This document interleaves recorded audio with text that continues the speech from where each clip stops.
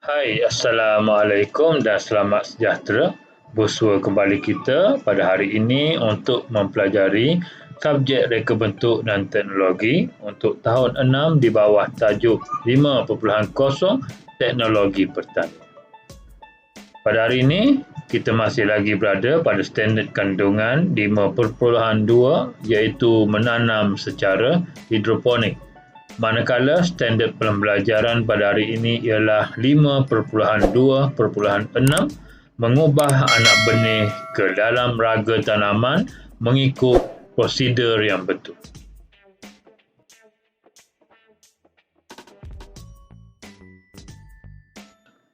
Sebelum itu, marilah kita lihat apakah objektif pembelajaran serta kriteria kejayaan untuk pembelajaran kita pada hari ini.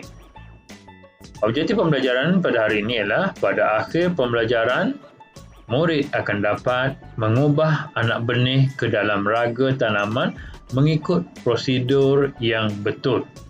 Manakala standard pembelajarannya pula ialah murid berjaya mengenal pasti ciri-ciri anak benih yang sihat serta melakukan kerja mengubah anak benih dari dulang semayan ke raga tanaman pada takung.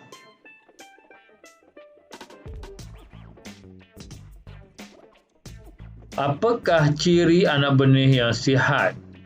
Anak benih yang sihat amat kita perlukan supaya hasil keluaran kita bermutu serta boleh memberikan hasil sebagaimana yang diharapkan oleh kita. Mari kita lihat apakah ciri anak benih yang sihat. Anak benih yang sihat tumbuh dengan sekata pada span yang telah kamu letakkan pada raga tanaman tersebut. Diikuti anak benih mempunyai 2 hingga 3 helai daun. Jika kamu dapat melihat dalam gambar yang cikgu paparkan ini, span yang terdapat dalam raga tanaman itu telah mengeluarkan daun yang mempunyai 2 hingga 3 helai bilangannya.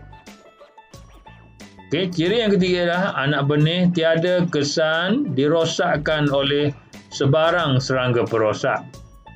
Diikuti anak benih tidak patah atau cedera. Jika dalam proses kamu hendak memindahkan anak benih ini pun ke dalam takung, ianya patah, jadi anak benih tersebut dikira tidak sihat. Ciri yang terakhir ialah anak benih tiada serangan penyakit. Sama ada serangan kulat, lumut dan juga sebagainya.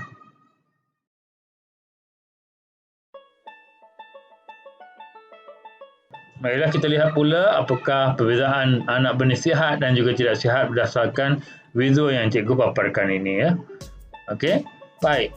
Visual yang pertama menunjukkan anak benih yang sihat dan tumbuh secara sekata, manakala visual yang kedua menunjukkan anak benih tidak sihat. Seterusnya, anak benih tumbuh dengan subur, manakala gambar yang seterusnya menunjukkan anak benih terbantut. Kemudian gambar seterusnya pula ialah daun anak benih sihat. Dan di bawahnya pula menunjukkan daun anak benih yang berpenyakit.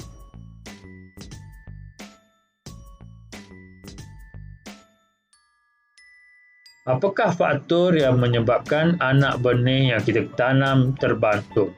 Terdapat beberapa faktor yang boleh menyebabkan terbantutnya anak benih yang kita tanam. Iaitu yang pertama ialah faktor baja mendap. Untuk makluman kamu, air baja A dan juga air baja B dalam takung perlu dikacau setiap hari atau sekurang-kurangnya 3 hari sekali. Faktor yang kedua ialah faktor penerimaan cahaya matahari. Anak benih perlu didedahkan dengan cahaya matahari yang mencukupi untuk membolehkannya atau membantunya membesar. Faktor yang ketiga ialah faktor kepadatan benang. Untuk pengetahuan kamu juga, benang yang terlalu padat boleh menyukarkan akar untuk tembus dan mencari baja dalam takung. Kemudian Faktor yang keempat ialah faktor benang yang digunakan terlalu nipis. Okey, apabila kita menggunakan benang yang terlalu sedikit ataupun terlalu nipis, benang tidak akan dapat menyerap baja dengan sempurna. Okay, faktor yang kelima pula ialah faktor kewujudan lumut.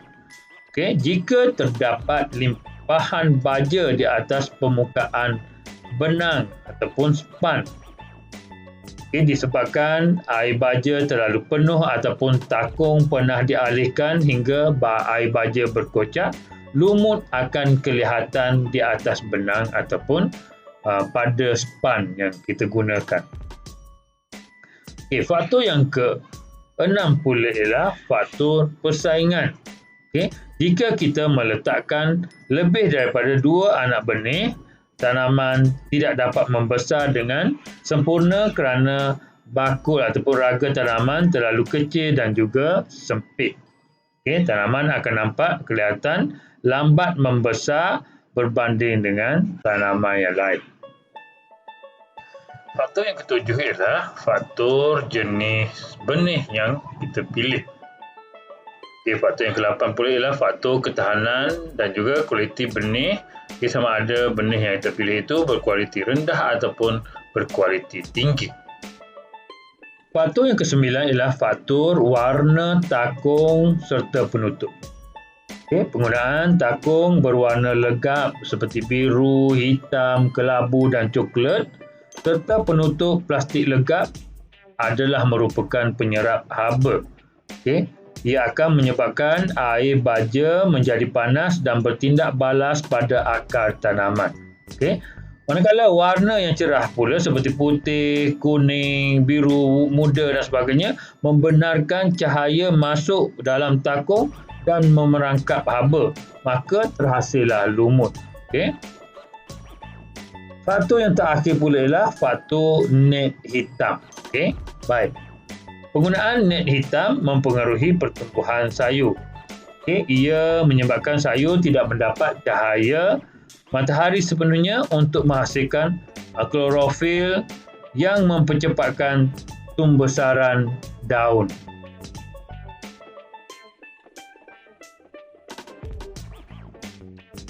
Mengubah anak benih. Mari kita mengubah anak benih ke dalam raga tanaman. Proses ini perlu dilakukan dengan cermat supaya anak benih tidak rosak. Terdapat beberapa langkah bagi mengubah anak benih.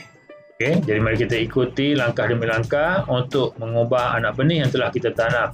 Okay, langkah yang pertama ialah dengan memilih anak benih yang sihat berdasarkan ciri-ciri anak benih yang sihat yang cikgu paparkan sebelum ini. Okay, langkah yang kedua pula ialah dengan memasukkan anak benih yang tumbuh pada span tersebut ke dalam raga tanaman pula.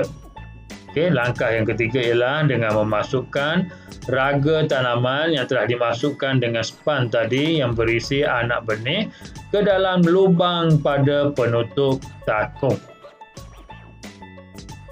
Langkah yang keempat ialah dengan meletakkan takung hidroponik di bawah struktur pelindung hujan bagi mengelakkan berlakunya sebarang kecairan kepada larutan nutrien yang telah kita bancuh. Okay, kemudian langkah yang terakhir ialah dengan melakukan kerja-kerja penjarangan pada minggu yang pertama selepas kamu mengubah anak benih jika ia bersesuaian ataupun jika ia dirasakan perlu. Okay.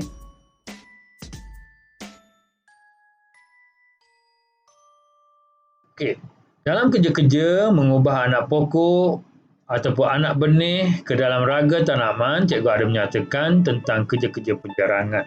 Okey, jadi penjarangan anak benih amat penting dilakukan. Jadi mari kita lihat apakah itu penjarangan anak benih dan bagaimanakah cara ia dilakukan. Okey, baik, penjarangan dilakukan iaitu dengan mencabut pokok ataupun memotong batang menggunakan pisau yang tajam.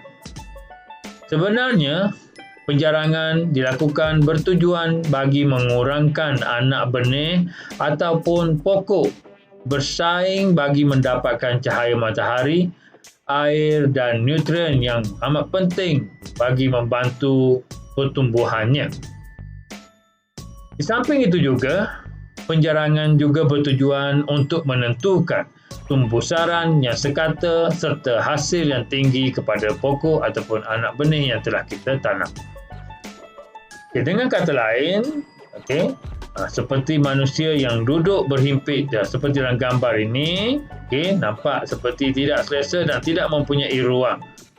Namun apabila kita melakukan penjarakan ataupun penjarangan seperti dalam gambar yang sebelah ini, maka wujudlah sedikit keselesaan untuk melakukan sebarang urusan. Tahukah kamu bahawa anak benih akan hidup dan membesar dengan subur apabila ia mendapat bekalan nutrien yang cukup? Oleh sebab itu, akar anak benih ataupun medium percambahan mestilah mencecah larutan nutrien ketika ia diletakkan pada takung tanaman sebagaimana dalam gambar yang cikgu tunjukkan ini. Gambar yang cikgu tunjukkan ini menunjukkan akar anak pokok tersebut mendapat nutrien yang cukup kerana ia telah mencecah larutan nutrien yang berada dalam takung tanaman.